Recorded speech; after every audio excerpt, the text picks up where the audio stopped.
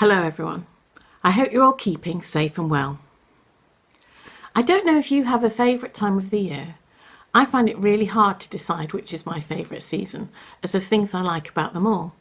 But at this time of year, the thing I really love is seeing all the colours of the trees. I've made a little film about the trees in our garden because I think they're looking pretty amazing at this time of year. Perhaps you can spot some of our Japanese maple or acer trees. They're the really brightly coloured ones. And perhaps you want to look out for the orange berry bush and also our apple tree, which this year has had an amazing crop. Hope you enjoy it.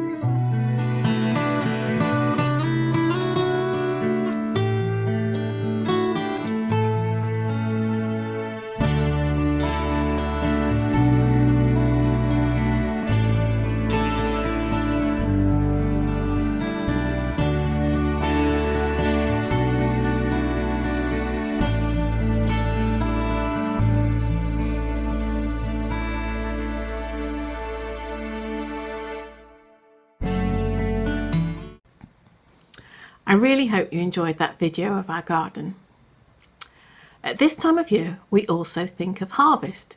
It's a time when we give thanks for the food that we have to eat and for the farmers who grow and produce it for us.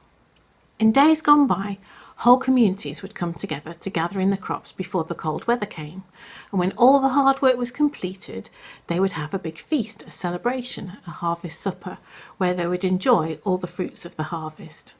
They'd also go to churches for a harvest festival where they'd give thanks to God for all the good things they had. Unfortunately, this year we've not been able to have a harvest festival, but churches have still been gathering in food for those who don't have enough to eat. Now in our garden at the bottom we have a massive oak tree. We estimate it's probably about 100 years old because we think it was planted about the time when our house was built.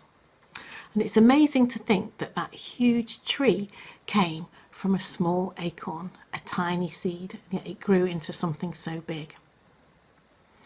I want to talk now about planting a different kind of seed and having a different kind of harvest. I'm talking about invisible seeds that can bear a different fruit.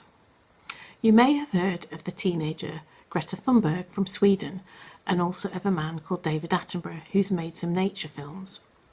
Now between those two people, what they've done is planted seeds in people's consciences about the fact that we should be looking after our environment and doing more to prevent climate change.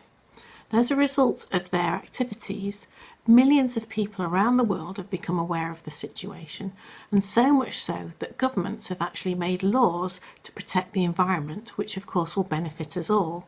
So things like reducing plastic that might end up in the seas and oceans.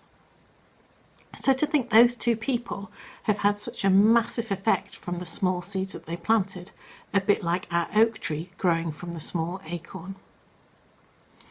I'd like to think about the kind of seeds that we might be able to grow. Christians believe that God has planted in us gifts and talents and that we can use those to help others. So I'd like to think that we could maybe plant some other types of seeds of kindness, of generosity, of friendship, of compassion, of love and peace, and maybe we can see the fruits of those at some point in the future. I just hope that our fruits bear a lot quicker fruit than my banana plant behind us, which has taken 7 years to get to this point. I have a friend and she's been celebrating Joytober. So for each day in October, she's tried to think of something to be thankful for or joyful for. And I think that's a lovely idea. I like to think of something every day that I can be thankful for, whether it be the garden, whether it be food we have to eat, or family and friends. Maybe even you have a pet or a favourite toy and you can be thankful for that.